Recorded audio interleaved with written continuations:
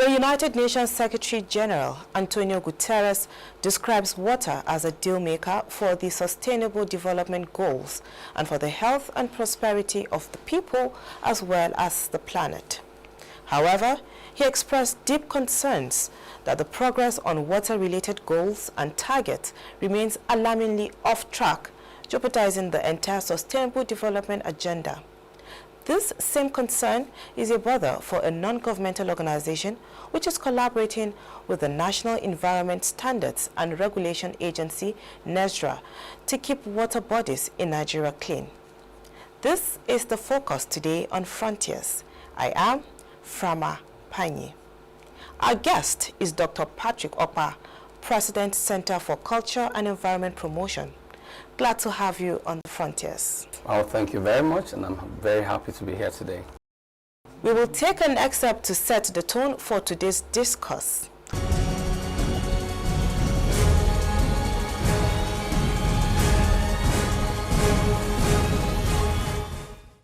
Beach cleanups, beating plastic pollution and open defecation. To restore the ecosystem are challenges the National Environmental Standards and Regulation Enforcement Agency and partners are prepared to take on headlong. They have identified the Tiga Dam in Kano, Patigi Beach in Kwara State, Aso and Kura Falls in Plateau, among some of the water bodies and beaches in Nigeria, earmarked for cleanup by the Operation Clean Up Our Beaches campaign by the Center for Culture and Environment Promotion. Some of these locations are regarded as harbors for plastic, which is posing great threats to underwater life and that of human. As part of efforts to clean these areas and attract tourists, NESRA will be providing support on environmental cleanliness for the center. We need to clean them. If you travel and go to other countries, they generate a lot of revenue from tourism because they develop their beaches. The project is designed to have positive impact on the Sustainable Development Goals on poverty reduction, water and sanitation, decent work, economic growth and climate change, as well as the SDG goal on partnerships.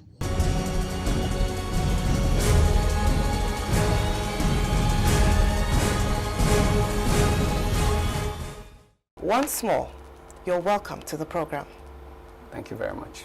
Now let's get straight into it.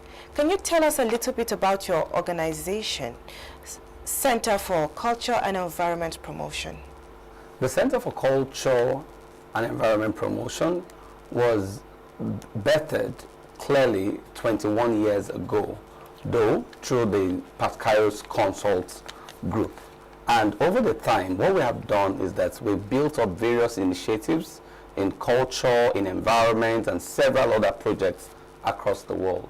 Okay. Until a few years ago, when we then said, let's separate them from every other thing, and then that gave birth eventually to the center as a standalone center, different from every other organization that we have in the group.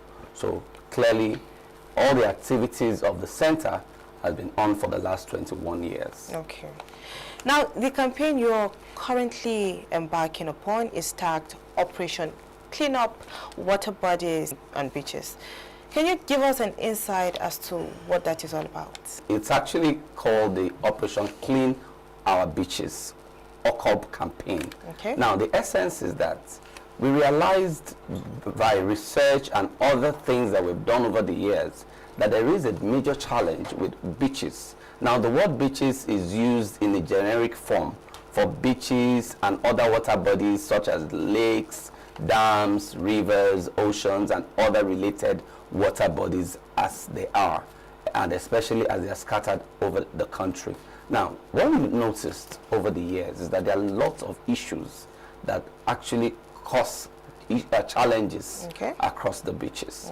And in line with the goals of the SDG goals, we then decided to come up with a project that will do its best to address some, and in most cases, a lot of these challenges. For instance, the OCOP project covers, it impacts positively on 7 out of the 17 SDGs. And what we've been able to do is to look at some of these challenges and build them into a project. Now, Let me go back a bit and look at it from this perspective. Now, the OCOP project, which is what we call the OCOP campaign, was flagged off on the 15th of July. Okay. And after the flag off ceremony, the essence is that once or twice or thrice a month, we go to various water bodies across the nation and we look at what we can do concerning 1, cleaning up, Okay. 2, tree planting, 3, developing the sports and communities around there. 4, we also ensure that beyond the issues of cleaning, which is just generic cleaning, we also ensure that we have a campaign on ending open defecation, which is a very major issue which has caused a lot of deaths and dissatisfaction across our beaches. And finally, major issue, which is the issue of drug and substance abuse on beaches and water bodies. I would want to address that a bit. Let me go a bit into that. Now, all of these things look laudable, and they truly are. We realize that many of these water bodies, you see a lot of people at the water bodies, and we realize that many of them have a natural tendency to abuse substances. And it's believed that those locations are beyond the reach of enforcement agents and all of that. So there's this natural freedom. You see people smoke as they want. They do a lot of, they drink carelessly. We discovered that sometimes you hear cases of people drowning at beaches, at rivers and oceans. It's not because they are not good swimmers. It's not because they don't know how to control themselves. But the reality is that even a good swimmer, when the person has abused drugs or abused substances, there's a natural tendency that is not in control of his body. So many times when we hear that people drown in seas, in oceans and beaches, it's not because they are not trained. It's not because they don't know what to do.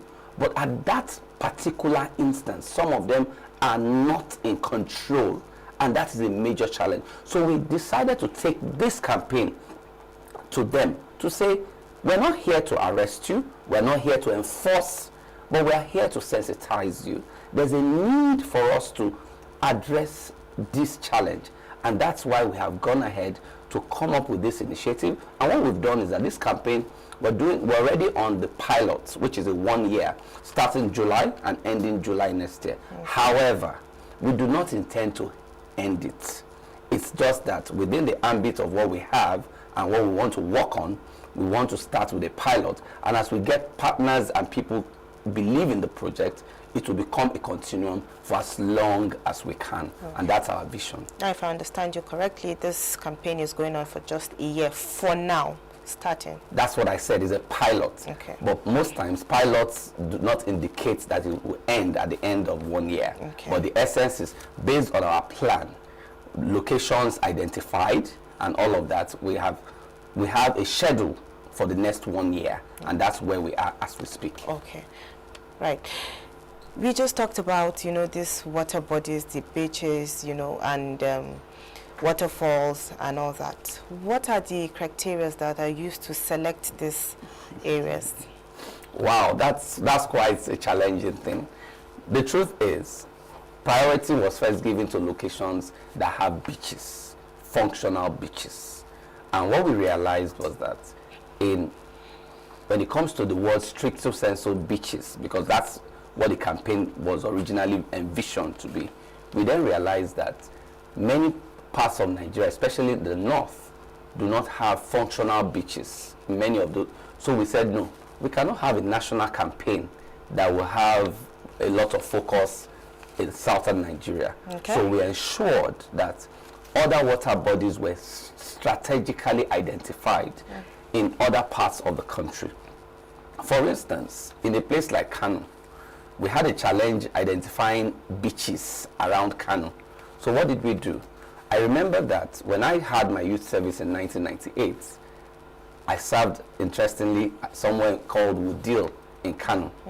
And there, I remember that at some weekends, we used to go to a place called Tigadam to go swim, relax, and all of that. So we said, that place is more like a recreation center. that place is also a place that it serves almost the purpose that beaches serve.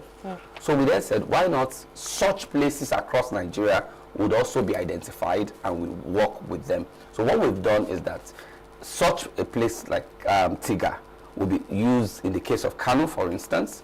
In a place like Jos, we've identified Asok Falls and Kura Waterfalls. And so we have such instances across the country, and we're working strategically. But like I said, one of the things we've done is to say beaches first, then other locations, other water bodies, to ensure that every part of Nigeria has a voice in this campaign. And that's what we're on right now. Now you have selected some sites in Nigeria. Going forward, do you have plans to extend the campaign to more states of the Federation? Yes, thank you very much. You realize that if you, maybe in a few minutes, you probably would have, we had a press conference a few days ago. Okay. And at the press conference, the media given schedule of these beaches. And I remember that the Director General of NESRA said something, made a very, a very germane comment, and that was the fact that on the schedule, Abuja was not fully represented. And we said, yes, that's true, because we felt, Abuja has a lot of issues that we believe it's the Federal Capital Territory. It has a lot of attention.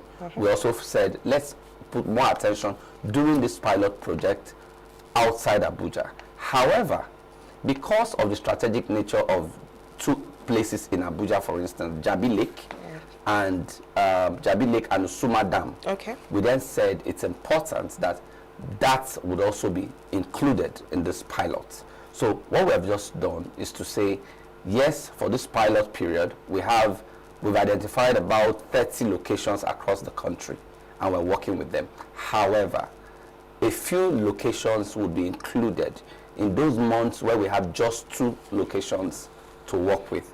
So what we've just done, what we believe can still happen, is that in the course of the year, some new states will be added.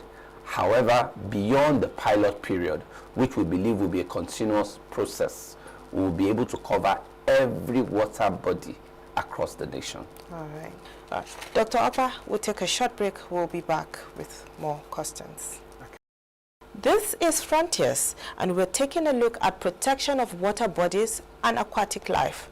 The conversation continues in a moment. Please stay tuned.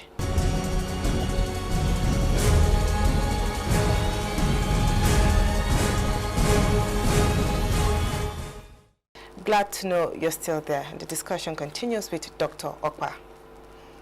Now, what is the kind of support or partnership your organization is getting to realize the lofty mandate of the project? Over the last few months, we've had a lot of organizations indicate their interest. But it's been a lot of challenge, because first, we had to do a research in the sense that we visited many of those locations, all at our center's expense. We also did a lot of travels, a lot of preliminary issues and arrangements and all of that. However, since the flag off, we've seen quite amazing interests across the nation. However, none, as we speak, has turned to Naira and Kobo. And the reason is, many of this we believe will eventually become, but it's important to also know that the critical stakeholders are queuing up behind the project. Let me put clarity to some of those things. For instance, NDLEA is a partner in this project, and they have formally written us for partnership on this, and they've agreed to our partnership request that at every location we go to across the nation, that they would ensure that their staff will be on ground to sensitize the people in those communities and locations. That for us is amazing. As we speak, they've already gone with us to about 2 or 3 locations already. So, we appreciate the fact that that effort, that partnership is already working. We also must acknowledge the role that other organizations like NESRA is playing. For instance, NESRA hosted the press conference that we had because that was one of the things that brought this project to the limelight, so that it's not a project that is winking in the dark, as we would usually say. Now, aside the contribution in that regard, they've also committed that at every location we go, they will ensure that their staff will be there to talk about plastic pollution, to talk about sensitization on environmental issues and other. That we sincerely appreciate. However, as Oliver Twist, we hope that some of these agencies would also include and support us financially, because supporting their staff is critical. But we also have, I mean, we are a non-governmental organization, not for profit, and in the last 21 years, we've committed so much into development activities across the nation. So I've mentioned those two. I would also want to quickly add the tremendous inputs of two other organizations. One, the Nigerian Environmental Society. They've been of tremendous assistance. Interestingly, I'm also a member of that esteemed society, which is the core body for environmentalists in Nigeria. What they've also done is to reach out to all their members across the nation that at every location we're going to have this cleanup. Each of the chapters around there will be part of the project. That's very commendable. Finally, I would also want to address quickly another organization, Federal Ministry of Water Resources, especially on the issue of open defecation, which is a core area of their mandate. They have identified with us, they are doing so much with us, and they have even committed to reach out to some of their partners on our behalf to support this project. So we believe it's a major thing, and a lot of other organizations like the NDDC and others, we are counting on them to queue behind us as we go on. Talking about open defecation now, and of course substance abuse, which you had mentioned earlier, around the beaches and water bodies. Now we have them, and they're a great, social problem. How does it affect tourism? You see, a lot of people do not understand the impact of what these two challenges cause across the nation. The economic loss and losses that we suffer. I would not want to come to a country. I've had the privilege of, at least by the grace of God, visiting almost every continent of the world. And I can say a little bit about how culture and tourism works. But I will say something here. I will not be glad to step on what we call poo-poo, that's open defecation, when I come to relax on the beach. No matter what, it does something, sends a message to me that this is not the place to be. And what that does is that it discourages issues of foreign investments, both local investors, because we have a lot of people who Nigerians do, but they make out time to ensure they relax. They make out time to be involved in tourism. Now, what that does is that if I cannot feel comfortable investing because I do not believe in the location, now, because of those kind of challenges, we've shut us out of possible job creation, shut us out of youth development, shut us out for mentorship. Because a lot of young people, when they meet, there's a way men get inspired when they meet some people. I'll tell you my personal story. One of the greatest inspirations I've had, and I'll say it anywhere I have, was several years ago, I think 1994, if I'm not mistaken, where Chief M.K. Abiola visited my university. I was a young boy, a young undergraduate, and I remember he came to dedicate the hostel that he built there at the University of Uyo in Akwa Ibom State during my first degree. When he came, as soon as he landed with the then Alake of Egbaland, we insisted, those of us who were student union leaders, we insisted that we didn't want him to enter the vehicle that the school had provided to take him to the location. We took a walk with him for about 20 minutes. Those 20 minutes for me, I don't know about any other person, was a life-transforming time. Because I took my time, I looked at him, I never spoke a word to him, but I looked at him. He was somebody I'd read so much about his story, and I said, if this man could go from the grass story to grace, I could become anything that I dreamt of. So I'm trying to say that the interactions, whether distant or close interactions during periods of tourism, also inspire a lot of our young people. So what we are saying in effect is that there's so much that we can gain from tourism that we are losing when we have those challenges becoming dominant at times of and some of those water bodies and all of that, which we want to address through this project, which is the issue of open defecation and the drug abuse. And I've raised a major issue. Let me also address one issue. I was at Calabar with my team about 2 weeks ago. We visited the Calabar, we call it, it's called Calabar Beach. It's by the it's called Marina Resort. And we realized that that resort had been shut for about 3 months. What happened? Sadly, some medical students were there for some relaxation and all of that. And what we heard was during the cruise or something, about 14 of them drowned or died. And because of that, a lot of measures had to be put in place. It was short and all. Now, what I just imagined, I don't know the full details, but I'm just imagining now, because of what we found in other locations, what if some of them could have been good swimmers? Like we realized, had it been that they were not, I'm not giving any prejudgment or any issue, but I'm just saying, if they were in the best frame of mind, most likely we may have been able to save, they may have been able to save more than the number of people that died eventually.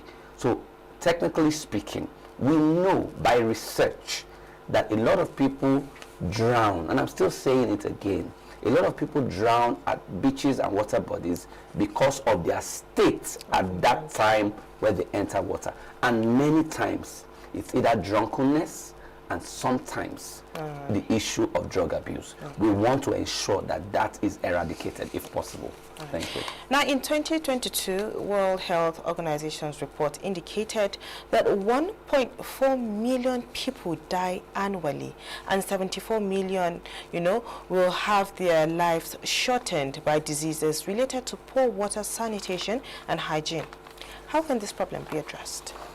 Now, one of the SDG goals is water and sanitation, and which is a major issue that this project addresses.